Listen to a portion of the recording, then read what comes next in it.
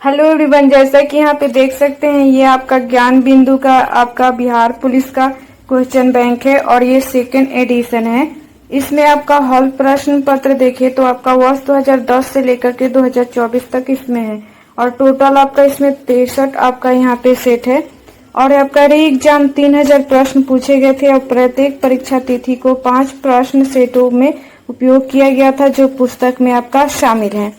ये आपका बुक ये आपका रोशन आनंद एवं बिट्टू झा सर द्वारा तैयार किया हुआ बुक है। आपका नियुक्ति परीक्षा का हल प्रश्न पत्र है और ये परीक्षा तिथि 1/10/2023 का द्वितीय पालिका है। तो देखते हैं यहाँ पे पहला क्वेश्चन।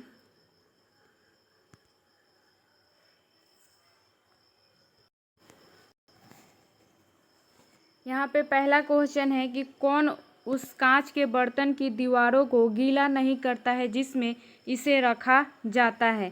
निम्नलिखित में से कौन उस कांच के बर्तन की दीवार को गीला नहीं करता है जिसमें इसे रखा जाता है। तो आंसर क्या हो जाएगा? तो सी नंबर पारा। यहाँ पे से सभी कांच के बर्तन की दीवार को गीला करते हैं। भिन्न भिन्न पदार्थ के अणुओं के बीच जो यहाँ पे आकर्षण बल कार्य करता है उसे यहाँ पे असमंजक बल कहते हैं। जल कांच के पृष्ठ को यहाँ पे भिगोता है परंतु पारा नहीं, क्योंकि जल व कांच के अणुओं के बीच लगने वाला आपका असंजक बल जल के अणुओं के बीच लगने वाले यहाँ पे संजक बल से अधिक होता है, जबकि पारा और कांच के अणुओं के बीच लगने वाला यहाँ पे असंजक बल पारा के अणुओं के बीच लगने वाले यहाँ पे संजक बल से यहाँ पे कम होता है। आगे यहाँ पे 2 नंबर क्वेश्चन है कि पदार्थ के यहाँ पे तापमान में परिवर्तन के दौरान आपूर्ति की गई ऊष्मा ऊर्जा किस रूप में संग्रहित होती हैं। पदार्थ के तापमान में यहाँ पे परिवर्तन के दौरान आपूर्ति की गई ऊष्मा ऊर्जा किस रूप में यहाँ पे संग्रहित होती हैं। तो आंसर क्या हो जाएगा? तो बी नंबर गतिज ऊर्जा रूप में। आगे यहाँ पे 3 नंबर क्वेश्चन है कि जब चलती बस का यहाँ पे चालक अचानक यहाँ पे ब्रेक लगाता है तो उसमें बैठे यात्री आगे की दिशा में गिर जाते हैं। इसे आपका समझाया जा सकता है आपका ये न्यूटन के प्रथम नियम द्वारा। जब यहाँ पे चलती बस का चालक अचानक ब्रेक लगाता है तो इसमें बैठे यात्री आगे की दिशा में गिर जाते हैं। इसे न्यूटन के प्रथम नियम द्वारा समझाया जा सकता है। न्यूटन ने गति यहाँ पे विषयक 3 नियम दिए हैं। न्यूटन के प्रथम नियम को गैलीलियो का नियम या जड़त्व का नियम भी कहते हैं। जड़त्व के 2 प्रकार हैं। आगे देखते हैं।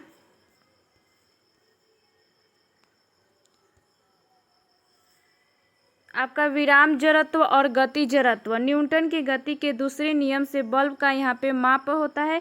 बल्ब बराबर द्रव्यमान गुणे त्वरण होता है। न्यूटन का तीसरा नियम बताता है कि यहाँ पे प्रयोजन क्रिया के बराबर तथा यहाँ पे विपरीत एक प्रतिक्रिया होती है। पहली वस्तु द्वारा दूसरी वस्तु पर लगाया गया बल क्रिया तथा दूसरी वस्तु द्वारा पहली वस्तु पर लगाया गया बल प्रतिक्रिया कहलाती हैं। आगे यहाँ पे 4 नंबर क्वेश्चन है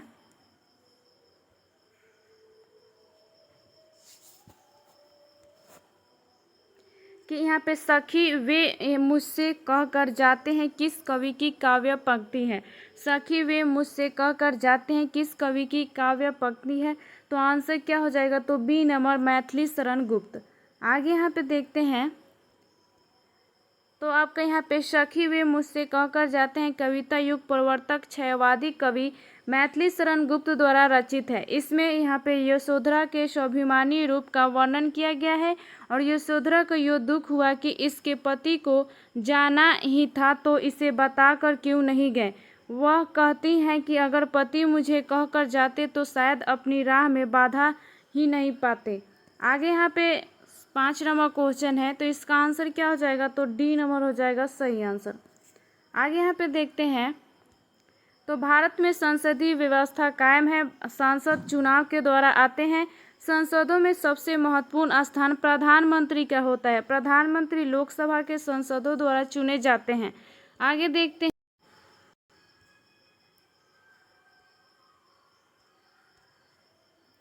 यहाँ पे 6 नंबर क्वेश्चन है कि शुद्ध वर्तनी का चयन कीजिए। तो आंसर क्या होगा? तो सी नंबर तकनीकी। आगे यहाँ पे 7 नंबर क्वेश्चन है कि सही परवाची शब्द चुनिए। तो उत्तर क्या हो जाएगा? तो ए नंबर यहाँ पे इंदिरा। आगे यहाँ पे 8 नंबर है कि समानार्थी शब्द बताएं, तो क्या हो जाएगा आंसर, तो सी नंबर हो जाएगा सही आंसर। 9 नंबर क्वेश्चन है विपरार्थक आपका बताना है शब्द, तो क्या हो जाएगा आंसर, तो सी नंबर यहाँ पे अपकर्षक हो जाएगा उत्कर्ष का। 10 नंबर यहाँ पे क्वेश्चन है कि साँझ और रात के बीच के समय को कहते हैं, साँझ और रात के बीच के समय को कहते हैं, तो आंसर क्या होगा, तो सी नंबर यहाँ पे गोधील। आगे यहाँ पे 11 नंबर क्वेश्चन है कि असंगत शब्द का चयन कीजिए, तो आंसर क्या होगा, तो डी नंबर यहाँ पे सही आंसर। 12 नंबर यहाँ पे क्वेश्चन है, यहाँ पे तो सही आंसर क्या हो जाएगा, तो डी नंबर हो जाएगा जो कोई। आगे यहाँ पे देखते हैं 13 नंबर यहाँ पे क्वेश्चन है, तो इसका आंसर क्या हो जाएगा यहाँ पे, तो ए नंबर हो जाएगा सही आंसर। आगे यहाँ पे 14 नंबर क्वेश्चन है, तो इसका उत्तर क्या हो जाएगा, तो ए नंबर हो जाएगा इसका सही आंसर। आगे यहाँ पे 15 नंबर क्वेश्चन है, तो इसका सही आंसर क्या हो जाएगा, तो बी नंबर हो जाएगा सही आंसर। यहाँ पे 16 नंबर क्वेश्चन है, तो इसका आंसर क्या हो जाएगा, तो सी नंबर हो जाएगा। 17 नंबर यहाँ पे क्वेश्चन है, तो इसका आंसर क्या हो जाएगा, तो बी नंबर हो जाएगा इंटू। आगे यहाँ पे 18 नंबर क्वेश्चन है, तो इसका आंसर क्या हो जाएगा ऑप्शन, तो सी नंबर हो जाएगा यहाँ पे सही आंसर। 19 नंबर यहाँ पे क्वेश्चन है, तो सही आंसर क्या हो जाएगा, तो बी नंबर हो जाएगा। आगे देख यहाँ पे 20 नंबर क्वेश्चन है, तो इसका आंसर क्या हो जाएगा, तो डी नंबर हो जाएगा नॉन ऑफ तीजे। यहाँ पे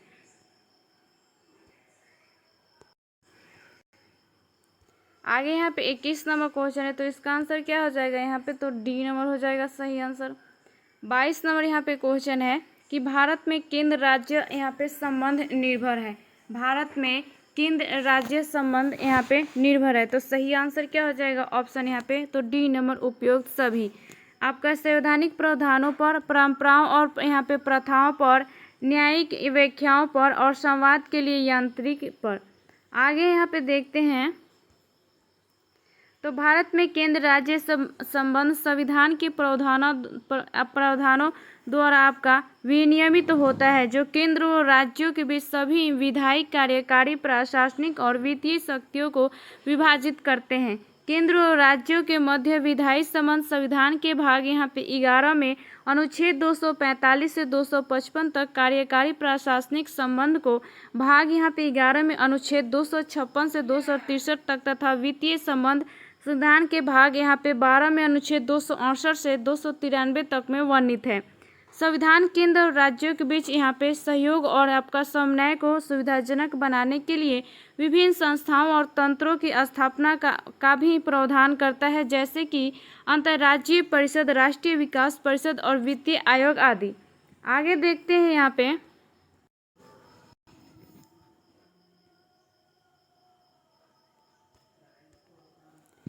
संवैधानिक प्रावधानों के अलावा यहाँ पे सम्मेलनों और प्रथाओं ने भी भारत में केंद्र राज्य संबंधों को आकार देने में महत्वपूर्ण भूमिका निभाई है। ये परंपराएं और प्रथाएं समय के साथ उभरी हैं और इन्हें ऐतिहासिक, राजनीतिक और सामाजिक कारकों द्वारा आकार दिया गया है। भारत में केंद्र राज्य संबंधों के दायरे और प्रकृति को यहाँ पे परिभाषित करने में न्यायिक व्याख्याओं ने भी महत्वपूर्ण भूमिका निभाई है। भारत के सर्वोच्च न्यायालय ने कई ऐतिहासिक निर्णय जारी किए हैं, जिन्होंने केंद्र राज्य संबंधों से संबंधित संवैधानिक प्रावधानों को स्पष्ट किया है तथा केंद्र और राज्यों के बीच विवादों को सुलझाने में मदद की है।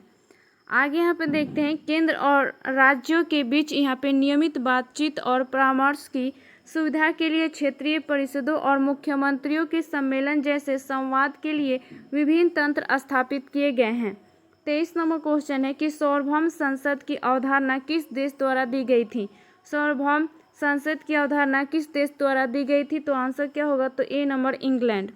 आगे यहाँ पे देखते हैं, तो संप्रभु संसद की अवधारणा सबसे पहले इंग्लैंड में विकसित हुई थी और संसदीय संप्रभुता का सिद्धांत 17वीं शताब्दी के दौरान इंग्लैंड में उभरा। विशेषकर अंग्रेजी गृह युद्ध और यहाँ पे गौरवशाली क्रांति के दौरान यह सम्राट की पूर्ण शक्ति और सरकार के अधिक प्रतिनिधि और जवाबदेह स्वरूप को स्थापित करने की आवश्यकता की प्रतिक्रिया थी।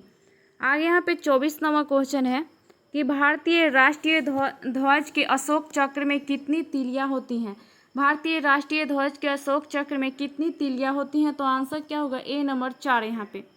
आगे यहाँ पे उत्तर व्याख्या में देखते हैं तो भारतीय राष्ट्रीय ध्वज को 22 जुलाई 1947 को अपनाया गया था और चक्र को अशोक चक्र कहा जाता है क्योंकि इसे अशोक द्वारा यहाँ पे निर्मित सारनाथ के शीर्ष स्तंभ से लिया गया है। चक्र पर प्रत्येक तिली यहाँ पे जीवन के सिद्धांत का प्रतीक है और दिन में 24 घंटे को भी दर्शाता है।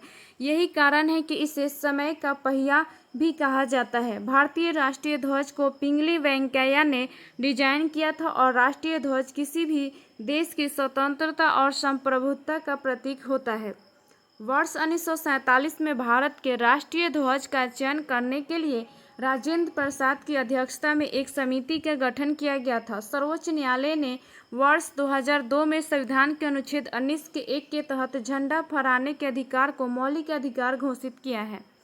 आगे यहाँ पे देखते हैं 25 नंबर यहाँ पे क्वेश्चन है तो इसका यहाँ पे अर्थ क्या होगा? तो सही आंसर क्या होगा? तो ए नंबर यहाँ पे भाईचारे की भावना। आगे यहाँ पे देखते हैं तो बंधुत्व भारतीय लोकतंत्र के मूलभूत सिद्धांतों में से एक है। यह देश के नागरिकों के बीच भाईचारे और एकजुटता की भावना का प्रतीक है। भारत के संविधान की प्रस्तावना स्पष्ट रूप से बंधुत्व के सार को दर्शाती है जिसमें कहा गया है कि राष्ट्र व्यक्ति की गरिमा और राष्ट्र की एकता और अखंडता को सुनिश्चित करना चाहता है।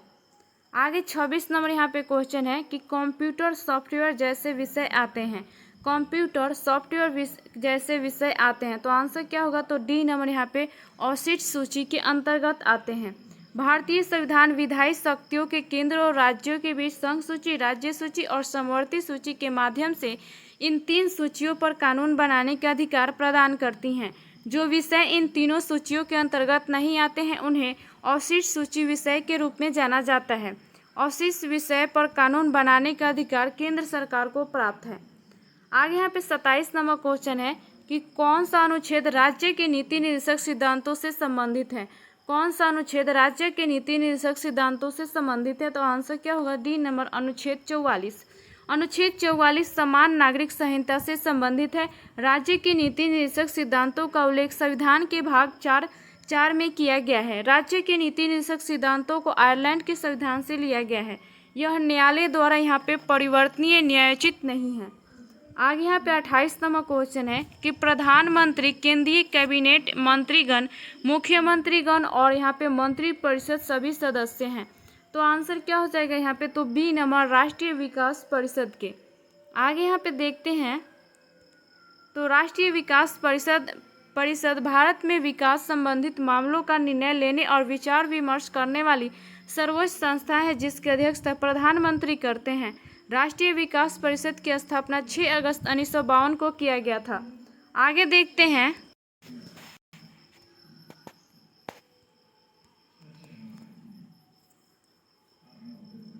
संरचना में देखें तो भारतीय प्रधानमंत्री, अध्यक्ष, सभी केंद्रीय कैबिनेट मंत्री, सभी राज्यों के मुख्यमंत्री या उनके यहाँ पे स्थापन केंद्र शासित प्रदेशों के प्रतिनिधित्व और नीति आयोग के सदस्य। आगे 29 नंबर यहाँ पे क्वेश्चन है कि भारत के यहाँ पे नियंत्रक एवं महालेखा परीक्षक का कार्यकाल कितने वर्ष का होता है? भारत के नियंत्रक एवं महालेखा परीक्षक का कार्यकाल कितने वर्ष का होता है? तो आंसर क्या होगा? सी नंबर 6 वर्ष। आगे यहाँ पे उत्तर व्याख्या में देखते हैं तो यहाँ पे भारतीय संविधान के अनुच्छेद 48 में नियंत्रक एवं महालेखा परीक्षक के पद की चर्चा की गई है। इसका कार्यकाल 6 वर्ष या 65 वर्ष की आयु तक होता है। आपका कैग की नियुक्ति राष्ट्रपति द्वारा की जाती है। कैग को B.R. अम्बेडकर ने संविधान के तहत सबसे महत्वपूर्ण यहाँ पे अधिकारी कहा था। भारत के पहले यहाँ पे कैग नरहरि राव थे। वर्तमान में भारत के नियंत्रक एवं महालेखा परीक्षक श्री गिरीश चंद्र मुर्मू है। आगे यहाँ पे देखते हैं 30 नंबर क्वेश्चन है कि निम्नलिखित में कौन सा सही है? आपका निम्नलिखित में कौन सा सही है? तो आंसर क्या हो जाएगा? ऑप्शन यहाँ पे तो सही आंसर यहाँ पे ए नंबर हो जाएगा सही आंसर। आगे यहाँ पे देखते हैं उत्तर व्याख्या में तो भारत के यहाँ पे कैग की नियुक्ति भारत के राष्ट्रपति द्वारा की जाती है। भारतीय संविधान की अनुसूची 11 पंचायतों से संबंधित है। भारतीय संविधान 3 प्रकार की नगर पालिकाओं का प्रावधान करती हैं। भारत के राष्ट्रपति का चुनाव 5 वर्ष के कार्यकाल के लिए किया जाता है। आगे 31 नंबर क्वेश्चन है कि इस इतिहासकार ने अकबर द्वारा यहाँ पे प्रतिपादित दीन ए इलाही को एक धर्म कहा। तो आंसर क्या हो जाएगा, तो ए नंबर अबुल फजल। आगे यहाँ पे देखते हैं, तो दीन ए इलाही की शुरुआत अकबर द्वारा 1582 ईस्वी में किया गया था। अबुल फजल ने दीन ए इलाही के बारे में कहा कि सभी धर्मों में सामंजस्य स्थापित करने के लिए इसकी स्थापना की गई है। अबुल फजल अकबर के यहाँ पे नवरत्नों में से एक थे। बीरबल दीन ए इलाही को स्वीकार करने वाला प्रथम एवं अंतिम हिंदू था। आगे यहाँ पे 32 नंबर क्वेश्चन है, बंगाल का अंतिम यहाँ पे स्वतंत्र शासक कौन था। बंगाल का अंतिम स्वतंत्र शासक कौन था, तो आंसर क्या होगा, डी नंबर, इनमें से कोई नहीं। आगे यहाँ पे देखते हैं, तो आपका बंगाल का अंतिम स्वतंत्र शासक सिराजुद्दौला था और सिराजुद्दौला यहाँ पे अलवर्दी खां के उत्तराधिकारी के रूप में 1756 ईस्वी में बंगाल का नवाब बना। काल कोठरी घटना का संबंध सिराजुद्दौला से है। उसने 18 गुने आपका 14 फीट के एक कमरे में 146 अंग्रेजों को बंद कर दिया था। यहाँ पे अगली सुबह 146 में से सिर्फ 23 अंग्रेज जिंदा बचे थे। 20 जून यहाँ पे 1756 को काल कोठरी की घटना हुई थी। इस घटना के बारे में आपका हॉलवेल ने बताया था। 23 जून आपका 1757 को यहाँ पे कलकत्ता के भागीरथी नदी के तट पर हुई प्लासी के युद्ध में सिराजुद्दौला की हार हुई और बंगाल पर अंग्रेजों का वर्चस्व कायम हुआ। प्लासी के युद्ध में यहाँ पे अंग्रेजी सेना का नेतृत्व कलाई तथा सिराजुद्दौला की सेना का नेतृत्व मीर जाफर व मीर मदान कर रहा था। आगे यहाँ पे 33 नंबर क्वेश्चन है कि बांग्लादेश की स्वतंत्रता की घोषणा की गई थी। आपका बांग्लादेश की स्वतंत्रता की घोषणा किस वर्ष में की गई थी, तो आंसर होगा सी नंबर आपका 1971 में।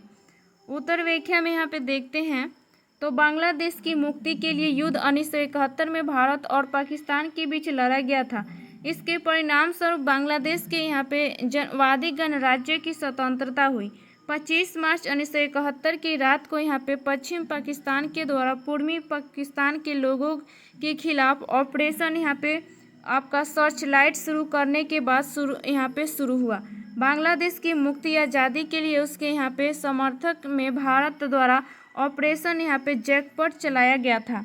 आगे यहाँ पे 16 दिसंबर 1971 को पश्चिमी पाकिस्तान को आत्मसमर्पण के बाद युद्ध समाप्त हुआ और पूर्वी पाकिस्तान आज़ाद हुआ। सैम यहाँ पे नेक्सॉक उस समय भारतीय सेना के प्रमुख तथा इंदिरा गांधी भारत की प्रधानमंत्री थी। 26 मार्च 1971 को बांग्लादेश का आधिकारिक स्वतंत्रता दिवस यहाँ पे माना जाता है और इसके बाद से बांग्लादेश यहाँ पे नाम प्रभावी था।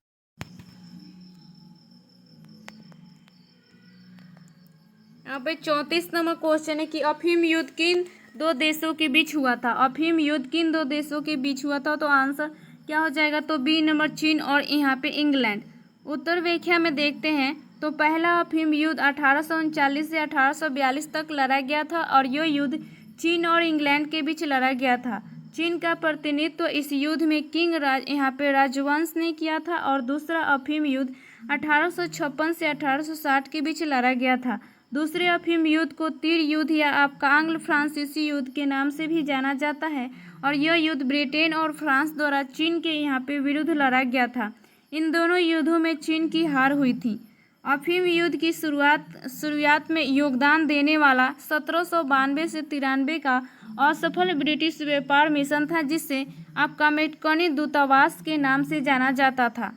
आगे यहाँ पे 35 नंबर क्वेश्चन है कि सिंधु घाटी सभ्यता के लोग किसकी पूजा करते थे। सिंधु घाटी सभ्यता के लोग किसकी पूजा करते थे, तो आंसर क्या होगा, तो बी नंबर, पशुपति।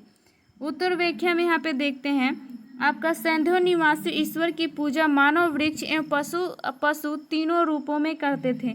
इस सभ्यता के लोग भूत प्रेत तंत्र मंत्र आदि में विश्वास करते थे। अब तबीजों के आधार पर जादू टोने में विश्वास करने तथा कुछ जगहों की मुहरों पर आपका बलि प्रथा के दृश्य अंकित होने के आधार पर बलि प्रथा का भी अनुमान लगाया जाता है। ये लोग आपका मातृदेवी, रुद्र देवता, लिंग, योनि और आदि की पूजा करते थे। आपका संदेहवासी पुनर्जन्म में विश्वास करते थे, इसलिए मृत्यु के बाद दाह संस्कार के 3 तरीके प्रचलित थे। पूर्ण यहाँ पे सावधान, आंशिक सावधान एवं आपका कलश सावधान। इनके धार्मिक दृष्टिकोण का आधार यहाँ पे आपका लौकिक तथा व्यवहारिक मूर्ति पूजा का आरंभ संभवतः सिंधु सभ्यता से ही होता है। हड़प्पा से प्राप्त एक यहाँ पे मूर्ति की गर्भ से यहाँ पे एक पौधा निकलता दिखाया गया है जो यह उर्वरता की देवी का प्रतीक है। आगे 36 नंबर यहाँ पे क्वेश्चन है कि कौन महाराष्ट्र क्षेत्र में सक्रिय थे। तो आंसर क्या होगा, तो सी नंबर एकनाथ। आपका संत एकनाथ एक भारतीय हिंदू संत, दार्शनिक और कवि थे। वह कृष्ण के भक्त थे तथा आपका वारकरी संप्रदाय से संबंधित थे। उनको प्रमुख मराठी संत ज्ञानेश्वर और नामदेव में यहाँ पे आध्यात्मिक उत्तराधिकारी के रूप में देखा जाता है। एकनाथ यहाँ पे जनार्दन स्वामी के शिष्य थे जो हिंदू यहाँ पे देवता आपका दत्तात्रेय में भक्त थे। आगे यहाँ पे देखते हैं क्वेश्चन 37 नंबर यहाँ पे क्वेश्चन है कि 79वीं में आपका किस पर्वतीय ज्वालामुखी ने यहाँ पे पोइप शहर को राख में दफन कर दिया। आपका 79वीं ईस्वी में किस पर्वतीय ज्वालामुखी ने यहाँ पे पोम्पोई शहर को राख में दफन कर दिया। तो आंसर क्या होगा, डी नंबर माउंट आपका वेसुवियस। उत्तर व्याख्या में यहाँ पे देखते हैं तो पोम्पोई इटली के आपका यहाँ पे कैंपानिया में एक बड़ा रोमन शहर था। माउंट यहाँ पे वेसुवियस एक आपका सोमा स्ट्रेटो ज्वालामुखी जो यहाँ पे इटली के आपका कैंपानिया में यहाँ पे नेप्स की खाड़ी पर स्थित है। यह विश्व के सबसे खतरनाक और प्रसिद्ध ज्वालामुखियों में से एक है जो आपका 79 ईस्वी में फूटा था और पोम्पोई और यहाँ पे हरकुलेनियम को नष्ट कर दिया था। अब तक यह ज्वालामुखी 50 से अधिक बार यहाँ पे फट चुका है और यह विश्व का सबसे घनी आबादी वाला ज्वालामुखी क्षेत्र है। 38 नंबर यहाँ पे क्वेश्चन है कि कौन सा बिहार में यहाँ पे घड़ियालों का प्रजनन स्थल है। कौन सा बिहार में घड़ियालों का प्रजनन स्थल है। तो आंसर क्या होगा, बी नंबर गंडक नदी। उत्तर व्याख्या में यहाँ पे देखते हैं तो बिहार में गंडक नदी चंबल अभयारण्य के बाद भारत में घड़ियालों के लिए दूसरा यहाँ पे सफल प्रजनन स्थल बन गई हैं। हालिया सर्वेक्षण के अनुसार इस नदी में आपका 217 घड़ियाल पाए गए हैं। गंडक नदी नेपाल के पास तिब्बत में आपका मानगमोट और आपका कुतांग से धौलागिरी से उत्तर से निकलती हैं और नेपाल में त्रिवेणी के पास भारतीय क्षेत्र में प्रवेश करती हैं। गंडक दक्षिण दिशा की तरफ बहती हैं और उत्तर प्रदेश और बिहार के बीच सीमा बनाती हैं। इसकी कुल लंबाई आपका 630 किलोमीटर है जबकि बिहार में इसकी लंबाई 260 किलोमीटर है। 39 नंबर यहाँ पे क्वेश्चन है कि किस कंपनी ने चौथे राष्ट्रीय जल पुरस्कार में सर्वश्रेष्ठ यहाँ पे उद्योग श्रेणी में प्रथम स्थान हासिल किया है। तो आंसर क्या होगा, तो सी नंबर हो जाएगा यहाँ पे एनटीपीसी। आगे यहाँ पे 40 नंबर क्वेश्चन है कि बिहार के निम्नलिखित हस्तियों में से किसको पद्मश्री 2023 से सम्मानित किया गया है। तो आंसर क्या होगा, तो सी नंबर सुभद्रा देवी। आगे देखते हैं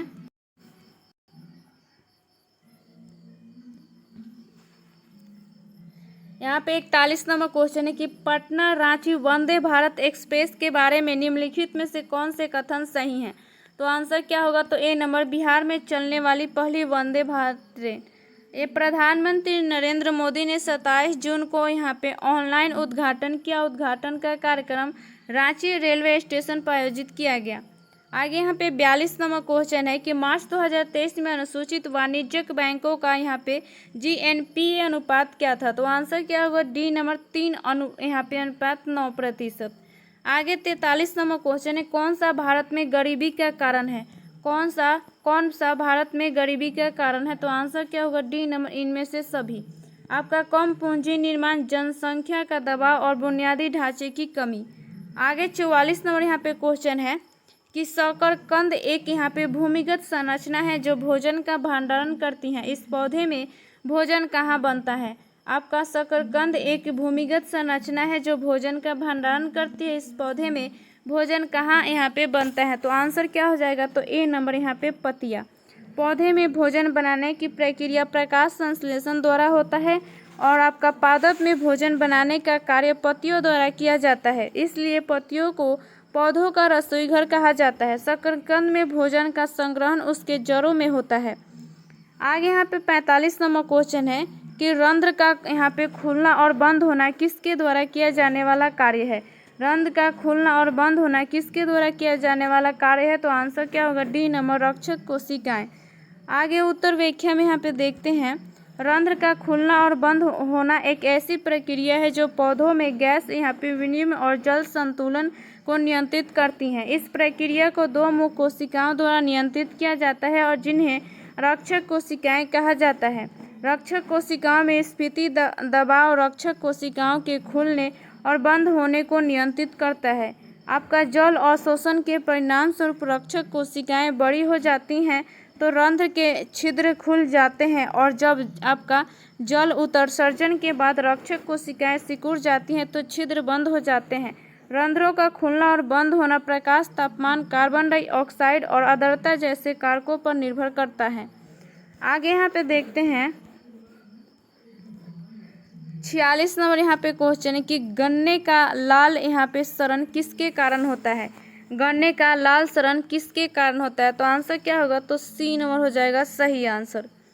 आपका यहाँ पे देखते हैं उत्तर व्याख्या में, तो आपका कोलेक्ट्राइक्रम आपका यहाँ पे फैल्केटम एक कवक है जो उपज और गुणवत्ता में गंभीर नुकसान का कारण बनता है। इस रोग का नाम रेड रॉट आपका 1906 में सर ई.जे. आपका यहाँ पे बटलर के द्वारा दिया गया था। सर ई.जे. बटलर भारत में एक यहाँ पे शाही माइकोलॉजिस्ट थे जो उस समय बिहार के पूसा में कार्यरत थे। आगे 47 नंबर यहाँ पे क्वेश्चन है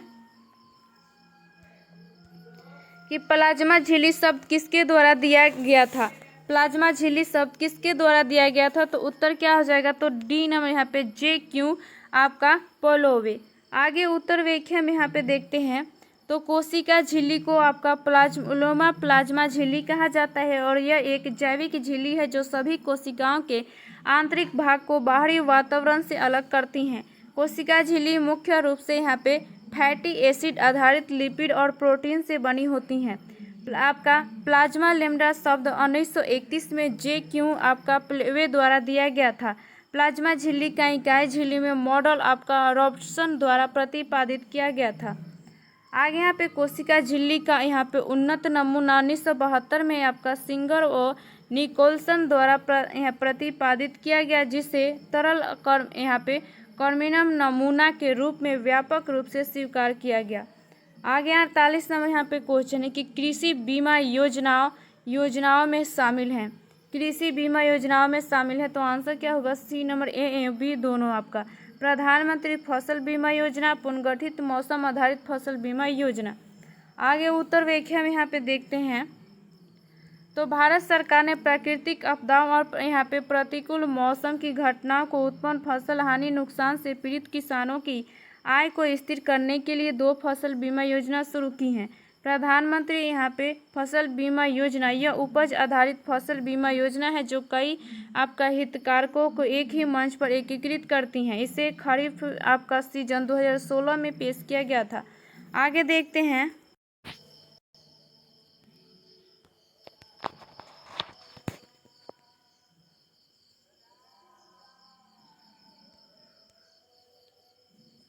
यहाँ पे 49 नंबर क्वेश्चन है कि ट्रिपल यहाँ पे बॉटम लाइन के लोकप्रिय अवधारणा के संबंध में निम्न में से कौन सा सही है? आपका ट्रिपल यहाँ पे बॉटम लाइन के लोकप्रिय अवधारणा के संबंध में कौन सा आपका सही है? तो आंसर क्या होगा? तो सी नंबर हो जाएगा सही आंसर। आगे यहाँ पे देखते हैं, तो सामाजिक के पर्यावरणीय अच्छाइयाँ उत्पन्न करने के साथ ही यह आपका कॉर्पोरेट घरानों को धन लाभ कराता है। आपका ट्रिपल बॉटम लाइन एक यहाँ पे लेखांकन ढांचा है जो किसी संगठन के प्रदर्शन का 3 आयामों में मूल्यांकन करता है, सामाजिक, पर्यावरणीय और आर्थिक। आपका TBL ढांचे का उपयोग समय के साथ किसी कंपनी के वित्तीय, सामाजिक और पर्यावरणीय यहाँ पे प्रदर्शन को मापने के लिए किया जाता है। आपका TBL के 3 आयाम को 3P के रूप में भी जाना जाता है। आपका यहाँ पे पीपुल, प्लाटम और आपका यहाँ पे प्रॉफिट। अधिक व्यावसायिक मूल्य यहाँ पे मूल्य बनाने के लिए व्यापक परिप्रेक्ष्य से अपने प्रदर्शन का मूल्यांकन करने के लिए कुछ संगठनों, कंपनियों द्वारा TBL ढांचे को अपनाया जाता है। TBL के परिणाम स्वरूप कर्मचारियों को बनाए रखा जा सकता है, बाहरी निवेश बढ़ाया जा सकता है और ESG इच्छुक ग्राहकों से बिक्री यहाँ पे बढ़ाई जा सकती है और दीर्घकालीन यहाँ पे परिचालन क्षमता हासिल की जा सकती हैं।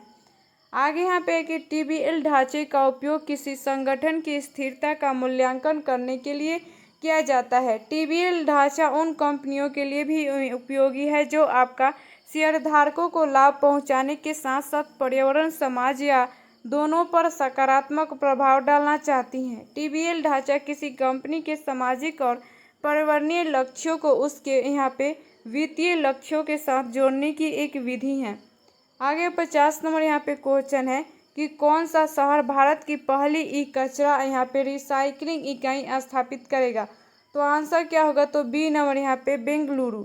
आगे यहाँ पे देखते हैं 51 नंबर यहाँ पे क्वेश्चन है कि भारत और यहाँ पे 5 आपका ASEAN ने देश अर्थात कंबोडिया, लाओस, आपका PDR, म्यांमार, थाईलैंड और वियतनाम मिलकर बनाते हैं। तो आंसर क्या होगा, तो सी नंबर। आगे यहाँ पे देखते हैं 52 नंबर यहाँ पे क्वेश्चन है कि कौन सा कर एक प्रत्यक्ष कर नहीं है। कौन सा कर प्रत्यक्ष कर नहीं है, तो आंसर क्या होगा, ए नंबर बिक्री कर। उत्तर व्याख्या भी यहाँ पे देखते हैं। तो प्रत्यक्ष कर वो आपका कर होता है जिनके मौद्रिक तथा वास्तविक बोझ अर्थात कर से उत्पन्न यहाँ पे कराघात तथा करापात उसी व्यक्ति पर पड़ता है जिसके ऊपर सरकार कर लगाता है।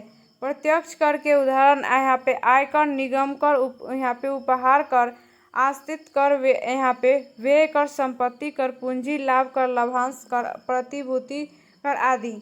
आगे यहाँ पे देखते हैं अप्रत्यक्ष कर यहाँ पे, तो जिन करों के वास्तविक बोझ को यहाँ पे वितरित किया जा सकता है अर्थात वैसा कर जिसका यहाँ पे करापात एवं आपका कराघात दो अलग अलग यहाँ पे व्यक्तियों पर पड़ता है, अप्रत्यक्ष कर कहलाता है। अप्रत्यक्ष कर के उदाहरण उत्पादन कर, सीमा कर, बिक्री कर, सेवा कर इत्यादि आदि हैं। आगे यहाँ पे क्वेश्चन है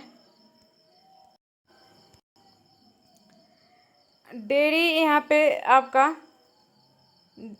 डेयरी सहकारी समितियों के संबंध में कथनों को विचार कीजिए। तो कौन सा हो जाएगा, तो सी नंबर हो जाएगा आपका सही आंसर। यहाँ पे सी नंबर हो जाएगा। 1, 2 एवं आपका 3 सही है। आगे देखते हैं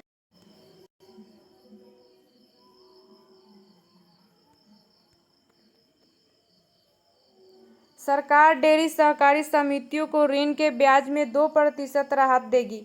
फूड एंड आपका माउथ यहाँ पे डिजीज और आपका ब्रुसेलोसिस के विरुद्ध घरेलू पशुओं का 100% टीकाकरण किया जाएगा। आपका 15,000 करोड़ रुपए द्वारा पशुपालन आधारभूत संरचना निधि का गठन किया जाएगा। बिहार में डेयरी सहकारी समितियाँ आपका बिहार राज्य दूध सहकारी संघ लिमिटेड बिहार सरकार की एक राज्य सहकारी समिति है। यह उत्पादों का यहाँ पे विपणन सुधा डेयरी आपका लेवल के तहत करता है और बिहार में डेयरी उद्योग के कुछ प्रमुख संगठनों में सुधा, अनुज डेयरी, गंगा डेयरी और अमूल शामिल हैं। आगे यहाँ पे 54 नंबर क्वेश्चन है कि UNDP आपका तैयार करता है। UNDP तैयार करता है, तो आंसर क्या होगा, ए नंबर मानव विकास सूचकांक। उत्तर व्याख्या में यहाँ पे देखते हैं तो आपका HDI इस बात पर जोर देने के लिए बनाया गया था कि किसी देश के विकास और आकलन करने के लिए लोगों और उनकी क्षमताओं को अंतिम मापदंड होना चाहिए, न केवल आर्थिक विकास। मानव विकास सूचकांक की अवधारणा का यहाँ पे विकास पाकिस्तानी अर्थशास्त्री महबूब उल हक द्वारा किया गया। आपका अमर्त्य सेन और अन्य यहाँ पे ज्ञात अर्थशास्त्रियों के साथ महबूब उल हक ने 1990 में पहली मानव विकास रिपोर्ट प्रकाशित की। मानव विकास सूचकांक की 3 बुनियादी आयाम पर आधारित है। आयाम आपका संकेतक, जीवन प्रत्याशा आपका लंबा और स्वस्थ जीवन, आपका ज्ञान तक यहाँ पे पहुँच, स्कूली शिक्षा के अपेक्षित वर्ष और शिक्षा के औसतन वर्ष, जीने का एक यहाँ पे सम्यक मानक, सकल यहाँ पे प्रति व्यक्तित्व आय। आगे यहाँ पे देखते हैं 55 नंबर यहाँ पे क्वेश्चन कि नई सार्वजनिक क्षेत्र यहाँ पे उद्यम नीति के अनुसार कौन सा कथन असत्य है। तो आंसर क्या हो जाएगा, यहाँ पे देखते हैं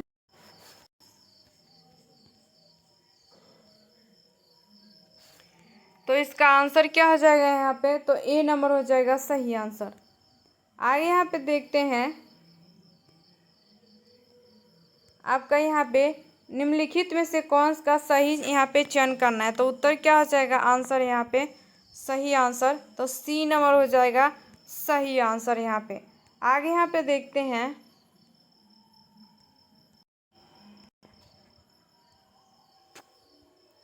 आधुनिक भारतीय सिक्के सांकेतिक सिक्के हैं क्योंकि आधुनिक भारतीय सिक्कों का मूल्य उनकी सामग्री के मूल्य से नहीं बल्कि सरकार द्वारा उनके जारी होने की तारीख से निर्धारित होता है। आपका यहाँ पे क्यूर्निकल धातु का उपयोग यहाँ पे पिघलाने को रोकने आपका हतोत्साहित करने के लिए किया जाता है। आगे यहाँ पे देखते हैं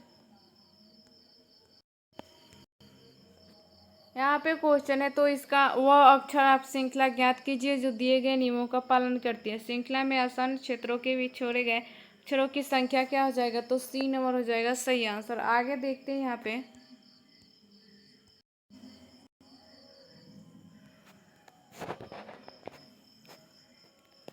58 नंबर यहाँ पे क्वेश्चन है कि यहाँ पे निम्नलिखित आकृति में लुप्त संख्या ज्ञात कीजिए।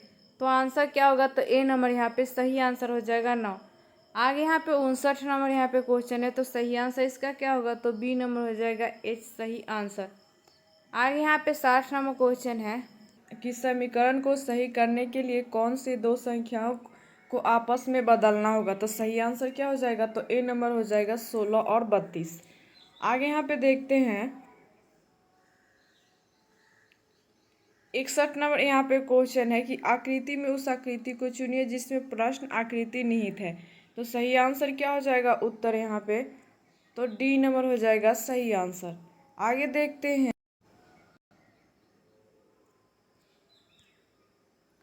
यहाँ पे 62 नंबर क्वेश्चन है, तो इसका आंसर उत्तर क्या हो जाएगा यहाँ पे, तो ए नंबर हो जाएगा यहाँ पे सही आंसर। आगे यहाँ पे देखते हैं 63 नंबर यहाँ पे क्वेश्चन है, तो इसका सही आंसर क्या हो जाएगा, तो सी नंबर 1/2। आगे यहाँ पे देखते हैं 64 नंबर क्वेश्चन है, तो आंसर इसका क्या हो जाएगा, तो ए नंबर हो जाएगा 24 मीटर। 65 नंबर क्वेश्चन है, तो इसका आंसर क्या हो जाएगा, तो बी नंबर हो जाएगा सही आंसर। आगे 66 नंबर क्वेश्चन, तो इसका सही आंसर क्या हो जाएगा, तो ए नंबर हो जाएगा सही आंसर।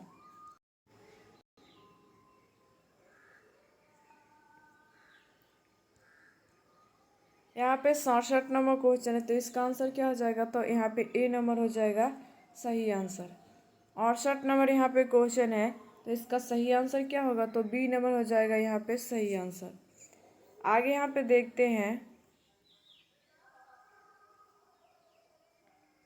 यहाँ पे 69 नंबर क्वेश्चन है कि सही उत्तर का चयन करें। तो इसका सही आंसर क्या हो जाएगा, तो डी नंबर हो जाएगा समानांतर। आगे यहाँ पे 70 नंबर क्वेश्चन है यहाँ पे, तो इसका 70 का आंसर क्या हो जाएगा, तो सी नंबर हो जाएगा 8 सेंटीमीटर।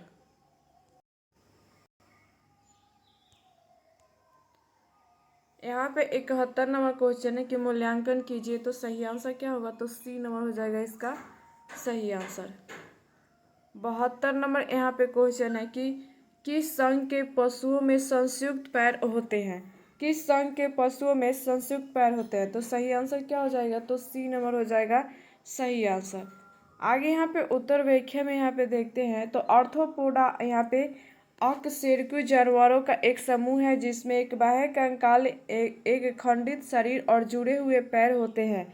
उनके शरीर में उपांगों की एक जोड़ी के 7 खंड होते हैं। इनका प्रजनन आंतरिक निषेचन और आंतरिक या बाह्य निषेचन द्वारा होता है। उनके पास एक खुला परिसंचरण तंत्र होता है। आर्थ्रोपोडा के प्रकार देखें तो कीड़े, चींटियाँ, यहाँ पे एफिडस, तितलियाँ, टिड्डे, आपका दीमक इत्यादि, और चिंट्स आपका बिच्छू, घुन, मकड़िया आदि।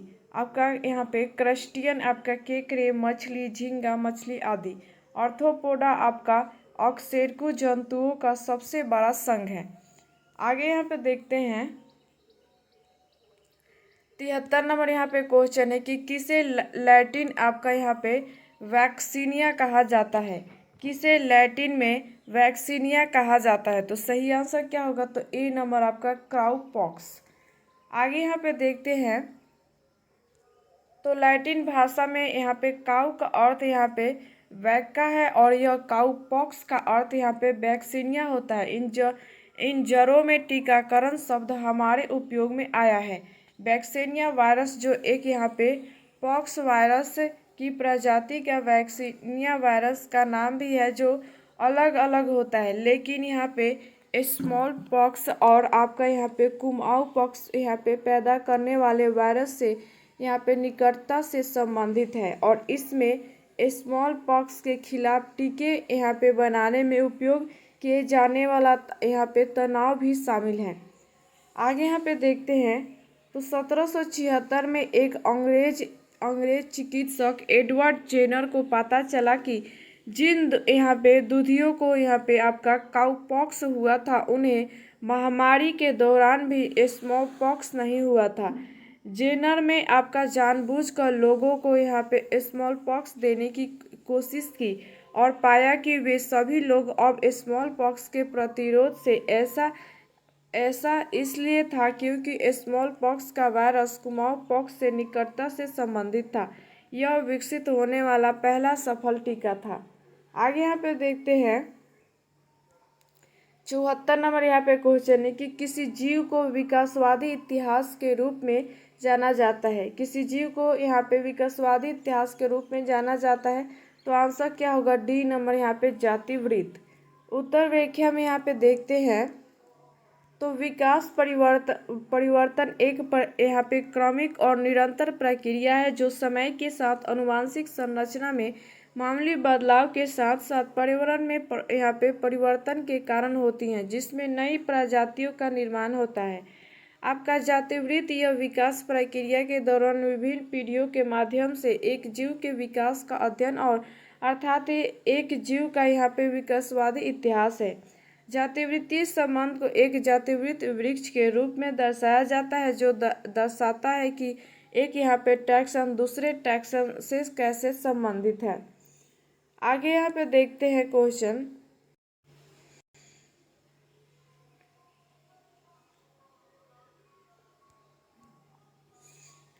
यहाँ पे 75 नंबर क्वेश्चन है कि कबूतर, मच्छर और चमगादड़ के पंख यहाँ पे दिखाते हैं।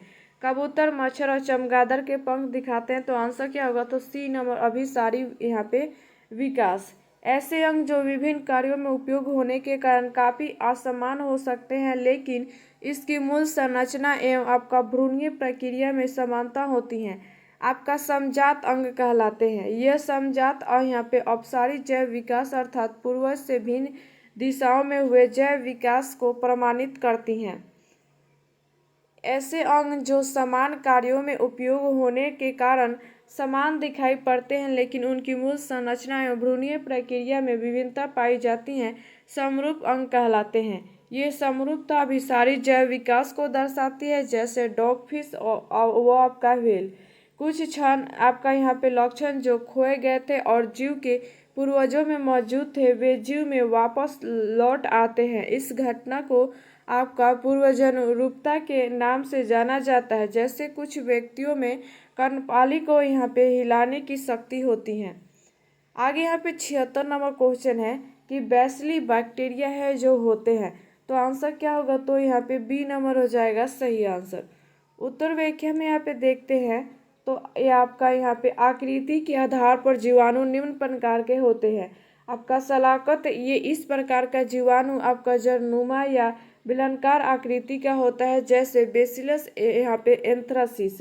गोलाकार आकृति के जीवाणुओं को आपका कोकस के नाम से जाना जाता है। ये सबसे छोटे जीवाणु होते हैं। कोशिकाओं के विन्यास के आधार पर ये कई प्रकार के होते हैं। यहाँ पे माइक्रो कोकाई एक कोशिका के रूप में, जैसे माइक्रोकोकस। आगे यहाँ पे क्वेश्चन देखते हैं, यहाँ पे 77 नंबर क्वेश्चन है कि खाने योग्य समुद्री मछलियाँ कौन सी हैं। खाने योग्य समुद्री मछलियाँ कौन सी हैं? तो आंसर क्या होगा? तो सी नंबर हिल्सा, आपका पॉम्फ्रेट, आपका मैकेरेल। आगे यहाँ पे देखते हैं, तो मछलियों को दो श्रेणियों में विभाजित किया जा सकता है। जैसे मीठे पानी की मछलियाँ, समुद्री मछलियाँ। मीठे पानी की कुछ मछलियाँ जो बहुत आम है उनमें आपका केटेला, रेहू और आपका कॉमन यहाँ पे कार्प शामिल हैं। आपका खाए जाने वाली कुछ समुद्री मछलियाँ में आपका हिल्सा, सार्डिन, आपका यहाँ पे पॉम्फ्रेट, मैक्रेल आदि शामिल हैं। समुद्री यहाँ पे सितारे जिन्हें आमतौर पर स्टार फिश कहा जाता है मछली नहीं है। आपका यहाँ पे गिटार फिश मछली की एक प्रजाति है। आगे यहाँ पे 78 नंबर क्वेश्चन है कि कौन सी सबसे कठोर धातु है। कौन सी सबसे कठोर धातु है, तो आंसर क्या होगा, तो डी नंबर टंगस्टन। कुछ स्रोतों में प्लेटिनम को सबसे कठोर धातु माना गया है। सबसे भारी धातु आपका यहाँ पे ओस्मियम है। लिथियम सबसे हल्का धात्विक तत्व है, यह सबसे प्रबल आपका अपचायक होता है। आपका टाइटेनियम को यहाँ पे रणनीति धातु कहते हैं क्योंकि इसका उपयोग रक्षा उत्पादन में होता है। चांदी, सोना, तांबा, प्लेटिनम तथा आपका स्मिथ अपने काम अभिक्रियाशीलता के कारण स्वतंत्र अवस्था में पाए जाने वाले धातु हैं। सोना, प्लेटिनम, चांदी तथा पारा उत्कृष्ट धातुएं हैं। चांदी एवं तांबा विद्युत धारा का सर्वोत्तम चालक है। पारा व लोहा विद्युत धारा के प्रवाह में अपेक्षाकृत अधिक प्रतिरोध उत्पन्न करते हैं। धातुओं में सबसे अधिक आघातवर्ध सोना व चांदी होते हैं। यहाँ पे क्वेश्चन है, तो आंसर इसका कौन से धातु पारद के साथ मिश्रण नहीं बनाती है। कौन सी धातु आपका पारद के साथ मिश्रण नहीं बनाती है, तो आंसर क्या होगा, डी नंबर लोहा। आगे देखते हैं,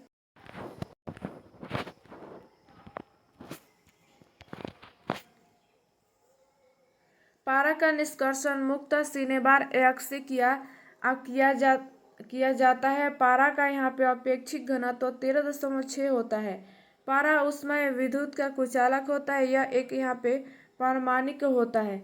4.12 के ताप पर पारा का प्रतिरोध शून्य हो जाता है। पारा अन्य धातुओं के साथ मिलकर धातुई घोल बनाता है जिसे अमलगम कहते हैं। पारा को लौह पात्र में रखा जाता है क्योंकि यह लोहे के साथ आपका अमलगम नहीं बनाता। आगे यहाँ पे देखते हैं, आपका यहाँ पे ट्यूबलाइट में समानतः मरकरी का यहाँ पे वाष्प और आर्गन गैस भरी रहती हैं। पारों में यहाँ पे विक सिल्वर के नाम से भी जाना जाता है। 80 नंबर यहाँ पे क्वेश्चन है कि अंकुरित जौ के दानों के किण्वन से प्राप्त अल्कोहल को कहा जाता है। अंकुरित जौ के दानों से किण्वन से प्राप्त अल्कोहल को कहा जाता है, तो आंसर क्या होगा, तो ए नंबर बियर। ये आगे यहाँ पे देखते हैं, यहाँ पे पेय का प्रकार, अल्कोहल प्रतिशत और स्रोत।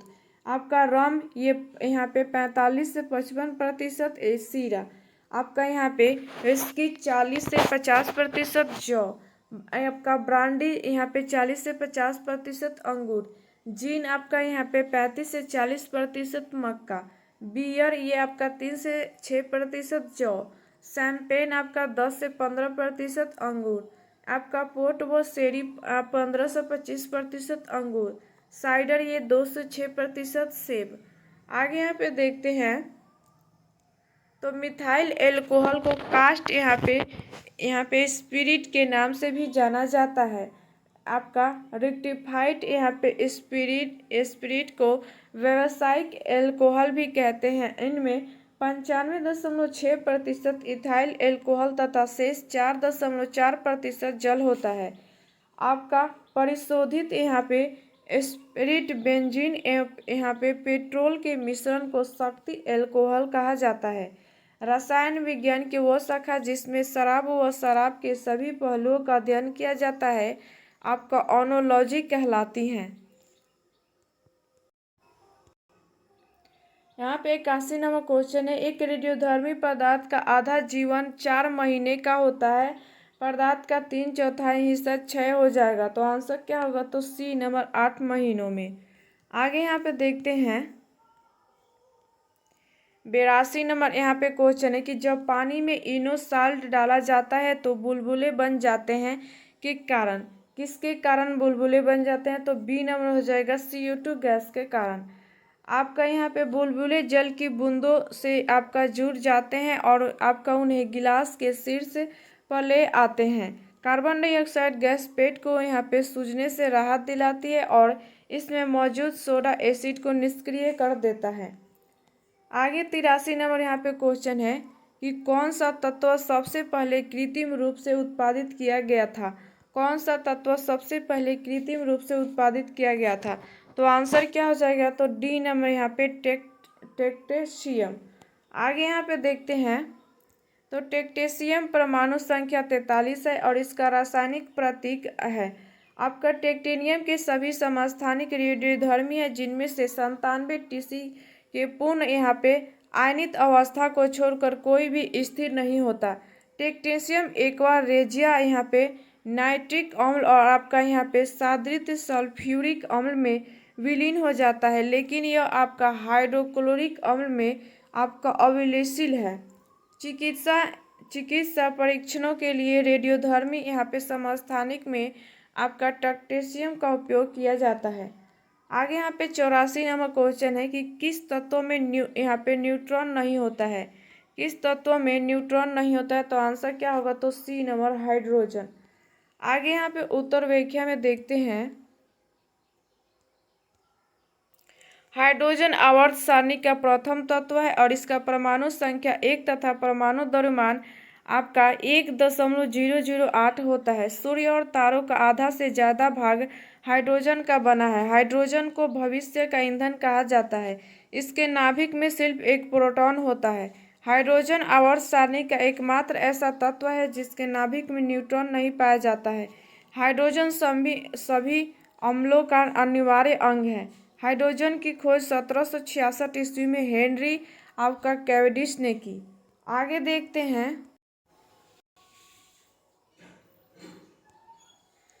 हाइड्रोजन निर्माण की विधि देखें तो लाल यहाँ पे तप्त लोहे पर भाप प्रवाहित करने पर हाइड्रोजन गैस प्राप्त होती है। आपका हाइड्रोलित की जल में यहाँ पे प्रतिक्रिया करने पर हाइड्रोजन गैस प्राप्त होती है। सोडियम की जल के साथ प्रतिक्रिया करने पर हाइड्रोजन गैस प्राप्त होती है। उच्च दाब पर निकेल यहाँ पे उत्प्रेरक की उपस्थिति में हाइड्रोजन वनस्पति तेलों से संयोग करके उन्हें वनस्पति घी में बदल देता है। इस प्रक्रिया को तेलों का हाइड्रोजनीकरण कहते हैं। हाइड्रोजन के 3 समस्थानिक होते हैं, आपका प्रोटियम, आपका ड्यूटेरियम, ट्राइटिरियम। आगे यहाँ पे देखते हैं। आपका यहाँ पे ड्यूटेरियम को भारी हाइड्रोजन कहा जाता है। आपका यहाँ पे ट्राइटियम हाइड्रोजन का एक दुर्लभ समस्थानिक है और यह एक बीटा उत्सर्जक है और इसकी अर्ध आयु 12.4 वर्ष होती है।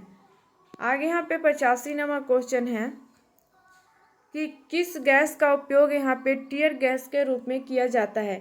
किस गैस का उपयोग यहाँ पे टीयर गैस के रूप में किया जाता है, तो आंसर क्या होगा, तो सी नंबर यहाँ पे NH3।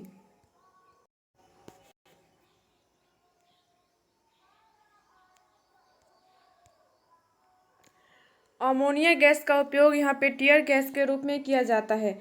अमोनिया नाइट्रोजन का एक यहाँ पे अस्थायी यहाँ पे हाइड्राइड है और अमोनिया का यहाँ पे औद्योगिक पैमाने पर उत्पादन हैबर विधि द्वारा किया जाता है।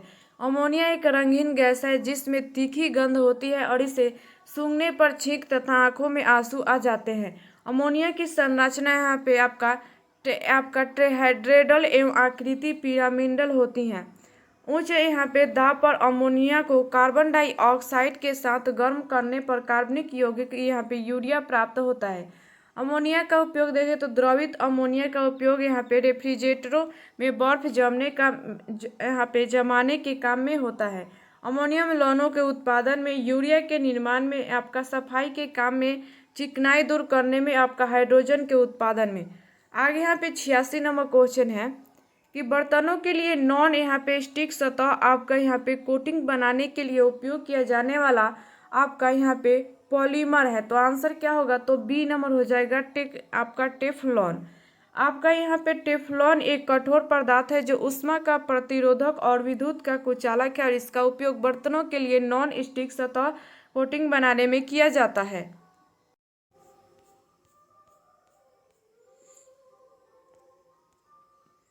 यहाँ पे 87 नंबर क्वेश्चन है कि कौन से शहर यहाँ पे जहाज निर्माण से संबंधित है।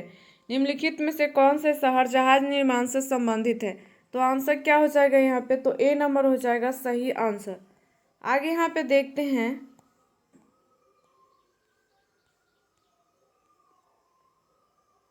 एंटवर्प आपका यहाँ पे बेल्जियम का बंदरगाह शहर है। यह हीरा आपका यहाँ पे ललित कला, फैशन उद्योग इत्यादि के लिए प्रसिद्ध है। आपका ट्राई एस्टेट आपका यहाँ पे ट्राई एस्टेट इटली का प्रमुख बंदरगाह शहर है। और आपका मिन्स्क पूर्वी यूरोप के यहाँ पे आपका बेलारूस देश की राजधानी और सबसे बड़ा शहर है। यह आपका यहाँ पे विश्ववालय और आपका यहाँ पे नियमित नदियों के किनारे बसा है। हैम्बर्ग जर्मनी का प्रमुख बंदरगाह नगर है। विश्व के प्रमुख उद्योग एवं केंद्र यहाँ पे देखते हैं देश और उद्योग केंद्र और प्रमुख उद्योग देखते हैं। तो यूएसए पिट्सबर्ग और आपका इस्पात राजधानी आपका यहाँ पे डेट्रॉयट, सैनिक फ्रांसिस्को, सिलिकॉन वैली आपका लौ इस्पात आपका ये मोटर कार आपका यहाँ पे तेल शोधक, जलपोत, कंप्यूटर व तकनीकी उद्योग। कनाडा आपका यहाँ पे देखें तो ओटावा आपका यहाँ पे हैमिल्टन ये कागज उद्योग, लौ इस्पात व इंजीनियरिंग। आगे यहाँ पे देखते हैं ब्रिटेन मैनचेस्टर, लिवरपूल सूती वस्त्र उद्योग आपका जलपोत निर्माण व तेल शोधन। फ्रांस आपका यहाँ पे शैंपेन व बोर्डो शराब उद्योग आपका यहाँ पे सार्ब लॉरेंस क्षेत्र आपका लौ इस्पात। जर्मनी आपका यहाँ पे फ्रैंकफर्ट इंजीनियरिंग व परिवहन। नीदरलैंड आपका यहाँ पे एम्स्टर्डम जलपोत निर्माण, हीरा पॉलिश। डेनमार्क आपका यहाँ पे कोपेनहेगन आपका यहाँ पे डेयरी उद्योग। इटली आपका यहाँ पे तुरीन ये आपका मोटर कार। आगे यहाँ पे देखते हैं स्वीडन यहाँ पे स्टॉकहोम जलपोत निर्माण। ब्राजील आपका यहाँ पे साओ पाउलो कॉफी उद्योग। जापान आपका नागोया यहाँ पे एयरक्राफ्ट कार मशीनरी, जलपोत, लौ इस्पात वस्त्र यहाँ पे। आगे 88 नंबर क्वेश्चन है यहाँ पे कि किसे लाल नदी और यहाँ पे नीली नदियों की भूमि के रूप में जाना जाता है? किसे लाल नदी और नीली नदियों की भूमि के रूप में जाना जाता है? तो आंसर क्या होगा? तो सी नंबर असम।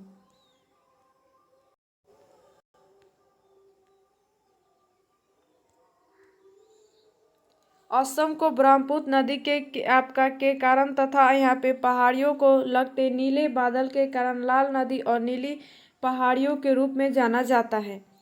आगे यहाँ पे देखते हैं कि अटलांटिक में भारत के वैज्ञानिक एवं शोध यहाँ पे अभियान के संबंध में निम्न से कौन से कथन सही हैं? तो आंसर क्या हो जाएगा यहाँ पे आपका सही इसमें उत्तर चुने तो आंसर डी नंबर हो जाएगा सही आंसर। आगे यहाँ पे देखते हैं तो गंगोत्री तथा जिसका स्थापना 1983 से 84 में किया गया था, इसका इस्तेमाल आपूर्ति आधार और आपका यहाँ पे पारगम शिविर के रूप में किया जाता है। वैज्ञानिक गतिविधियों के लिए मैत्री यहाँ पे स्टेशन पूरे वर्ष आबाद रहता है। 1981 में शुरू हुए भारतीय अटलांटिका कार्यक्रम के तहत अंटार्कटिका में 3 अस्थायी बेस स्टेशन बनाए गए हैं। इनका नाम दक्षिण गंगोत्री आपका 1983, मैत्री आपका 1988 और भारती आपका 2012 है। इस प्रकार यहाँ पे स्पष्ट है कि यहाँ पे अटलांटिक में प्रथम वैज्ञानिक बेस स्टेशन दक्षिण गंगोत्री था। वर्तमान में दक्षिण गंगोत्री का उपयोग आपूर्ति बेस एवं आपका पारगमन शिविर के रूप में किया जा रहा है। वैज्ञानिक गतिविधियों के लिए मैत्री स्टेशन पूरे वर्ष आबाद रहता है और भारत में यहाँ पे अटलांटिक के लिए 41वां वैज्ञानिक अभियान शुरू किया गया है। आगे 90 नंबर यहाँ पे क्वेश्चन है कि आर्कटिक क्षेत्र में अंटार्कटिका महाद्वीप स्थित है। आर्कटिक क्षेत्र और अंटार्कटिका महाद्वीप स्थित है तो आंसर क्या होगा? तो बी नंबर उत्तरी और दक्षिण ध्रुवों के निकट। आपका यहाँ पे अंटार्कटिक पृथ्वी के सबसे उत्तरी भाग में स्थित एक ध्रुवीय क्षेत्र है। आर्कटिक के अंतर्गत आर्कटिक महासागर आपका निकटवर्ती समुद्र और Alaska, Canada, Finland, Greenland, Iceland, Norway, रूस और स्वीडन को शामिल किया जाता है। भारत ने वर्ष 2007 में आर्कटिक महासागर में अपना पहला वैज्ञानिक अभियान शुरू किया और जुलाई 2008 में नॉर्वे के आपका स्वालबर्ड में हिमाद्री नाम से एक शोध केंद्र खोला। अंटार्कटिका पृथ्वी के सबसे दक्षिण भाग में स्थित एक ध्रुवीय महाद्वीप है। अंटार्कटिक विश्व का 5वां बड़ा महाद्वीप तथा यह विश्व का सार्वजनिक ठंडा महाद्वीप है जहां पूरी तरह से बर्फ की परत जमी रहती है, जिसके कारण इसे श्वेत महाद्वीप कहते हैं। अंटार्कटिका को विश्व का सबसे ठंडा मरुस्थल भी कहते हैं। आगे यहाँ पे देखते हैं,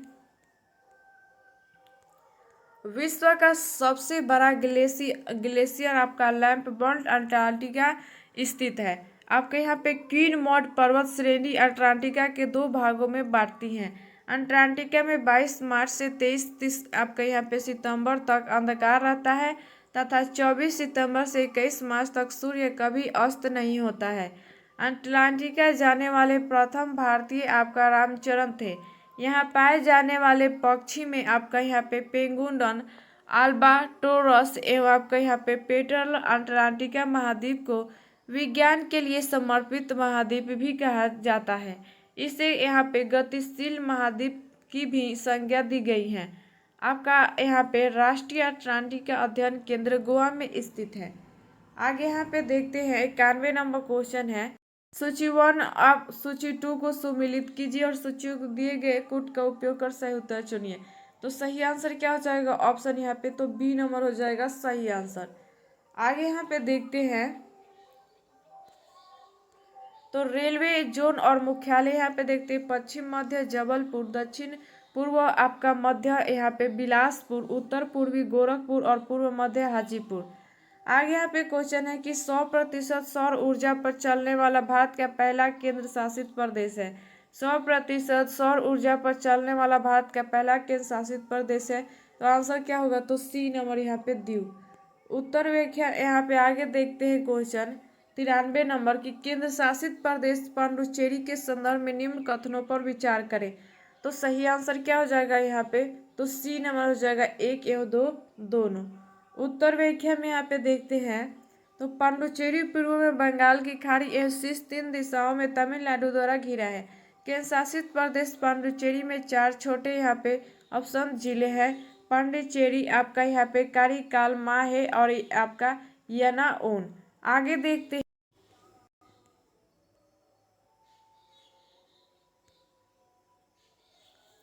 94 नंबर क्वेश्चन है कि वाणिज्यिक अनाज कृषि का एक महत्वपूर्ण फसल है। वाणिज्यिक अनाज कृषि का एक महत्वपूर्ण फसल है। तो आंसर क्या होगा, तो ए नंबर गेहूं। गेहूं वाणिज्यिक अनाज कृषि का एक महत्वपूर्ण फसल है और गेहूं, चावल, मक्का इत्यादि वाणिज्यिक अनाज कृषि का महत्वपूर्ण फसल है। गन्ना, कपास, जूट आदि यहाँ पे नकदी फसल है। आगे यहाँ पे 95 नंबर क्वेश्चन है कि परिवर्तन के नियम सत्य है। परिवर्तन के नियम सत्य है। तो आंसर होगा डी नंबर सभी यहाँ पे परिवर्तक सतहों के लिए। आगे उत्तर व्याख्या में देखते हैं, तो किसी सतह से टकराकर प्रकाश के वापस लौटने की प्रक्रिया को प्रकाश का परिवर्तन कहा जाता है। परिवर्तन के नियम आपतित किरण, परावर्तित किरण और सतह का अभिलंब सभी एक ही तल में होते हैं। आपतन कोण परिवर्तन कोण के बराबर होता है। आगे यहाँ पे क्वेश्चन है, कौन सा बेहतर यहाँ पे कंडक्टर है। कौन सा बेहतर यहाँ पे कंडक्टर है। तो आंसर होगा बी नंबर निकल। आगे यहाँ पे देखते हैं, तो किसी चालक का वह गुण जो विद्युत धारा के प्रवाह का प्रतिरोध है करता है प्रतिरोधकता कहलाता है। प्रतिरोधकता जितनी कम होती है चालकता उतनी ही बेहतर होंगी। उपयोग दिए गए यहाँ पे तत्वों की प्रतिरोधकता देखें तो निकल की प्रतिरोधकता 6.85 × 10⁸ यहाँ पे ओम मीटर है। लोहे की प्रतिरोधकता आपका 9.71 × 10⁻⁻8 ओम मीटर है। क्रोमियम की प्रतिरोधकता आपका 13 × 10⁻⁸ है। आपका नाइक्रोम की प्रतिरोधकता 1.10 × 10⁻6 ओम मीटर है। आगे यहाँ पे 97 नंबर क्वेश्चन है कि खगोलीय दूरबीन द्वारा यहाँ पे बनाई गई छवि होती है। खगोलीय दूरबीन द्वारा बनाई गई छवि होती है। तो आंसर होगा बी नंबर यहाँ पे आभासारी और यहाँ पे आवर्धित। खगोलीय दूरबीन का उपयोग तारों और ग्रहों जैसे आकाशीय पिंडों को देखने के लिए किया जाता है। आपका यहाँ पे स्थलीय दूरबीन, इसका उपयोग जमीन पर दूर की वस्तुओं को देखने के लिए किया जाता है। दूरबीन द्वारा आपका निर्मित छवि आभासी, सीधी और छोटी होती है। इसमें 3 लेंस होते हैं। आपका तीसरा लेंस सीधी छवि बनाने के लिए होती है। आगे यहाँ पे देखते हैं सरल आपका सूक्ष्मदर्शी यहाँ पे, तो इसका उपयोग वस्तुओं के आवर्धित छवि देखने के लिए किया जाता है। इसका आविष्कार एंटोनियो वन आपका ल्यूवेनहॉक ने किया था। यह ऐसी छवियां बनाता है जो आभासी और यहाँ पे विस्तारित होती हैं। यौगिक सूक्ष्मदर्शी, एक यौगिक सूक्ष्मदर्शी किसी वस्तु की आपका आवर्धित छवि बनाने के लिए 2 या 2 से अधिक लेंसों का उपयोग करता है। इसके द्वारा निर्मित छवि आवर्धित, अपसरी तथा उल्टी होती है। आगे 98 नंबर क्वेश्चन है कि ध्वनि की तीव्रता किसके संदर्भ में मापी जाती है। ध्वनि की तीव्रता किसके संदर्भ में मापी जाती है, तो आंसर क्या होगा, तो बी नंबर आयाम। आगे यहाँ पे देखते हैं तो ध्वनि की तीव्रता ध्वनि उत्पन्न करने वाले कंपन के आयाम के वर्ग समानुपाती होती है। कंपन का आयाम अधिक होने पर ध्वनि तेज होती है और स्रोत से दूरी बढ़ने पर तीव्रता कम हो जाती है। ध्वनि की तीव्रता उस माध्यम से घनत्व पर भी निर्भर करती है जिससे वह फैलती है। ध्वनि का यहाँ पे तरतत्व उसकी आवृत्ति पर निर्भर करता है। आवृत्ति जितना अधिक होता है तरतत्व उतनी ही अधिक होती है। शेर के आवाज का यहाँ पे तरतत्व कम लेकिन प्रबलता का तीव्रता अधिक होता है, जबकि यहाँ पे महिला कोयल का बांसुरी के आवाज का तरतत्व अधिक और यहाँ पे प्रबलता कम होती है। आगे यहाँ पे देखते हैं तो पुरुषों की आवाज की तुलना में महिलाओं का आवाज की तरतत्व समानता अधिक होती है। 99 नंबर यहाँ पे क्वेश्चन है कि फोटोस्टेट मशीन किस तकनीक पर कार्य करती है। फोटोस्टेट मशीन किस तकनीक पर कार्य करते हैं, तो आंसर होगा सी नंबर यहाँ पे आपका इलेक्ट्रोस्टैटिक छवि निर्माण। आगे यहाँ पे देखते हैं तो इस तकनीक में एक यहाँ पे फोटोस्टेटिव यहाँ पे ड्रम का उपयोग किया जाता है जो प्रकाश के प्रति संवेदनशील होता है। जब ड्रम को मालूम दस्तावेज के सामने रखा जाता है तो प्रकाश के संपर्क में आने वाली सतह चार्ज हो जाती है। फिर एक टोनर पाउडर जो ऋणात्मक रूप से चार्ज होता है ड्रम पर लगाया जाता है। टोनर पाउडर केवल चार्ज किए गए क्षेत्रों पर यहाँ पे चिपकता है। अतः में टोनर पाउडर को कागज पर स्थानांतरित कर दिया जाता है जिससे एक यहाँ पे प्रति बन जाती है। आगे देख एक खगोलीय इकाई औसत दूरी है। एक खगोलीय इकाई औसत दूरी है, तो आंसर क्या होगा, तो ए नंबर पृथ्वी एवं सूर्य के बीच। एक खगोलीय इकाई 1.496 × 10⁻11 मीटर के बराबर होती है और इसका उपयोग मुख्य रूप से सौर मंडल के भीतर यहाँ पे दूरियों की गणना के लिए किया जाता है। पृथ्वी और चंद्रमा के बीच की दूरी लगभग यहाँ पे 3,84,000 किलोमीटर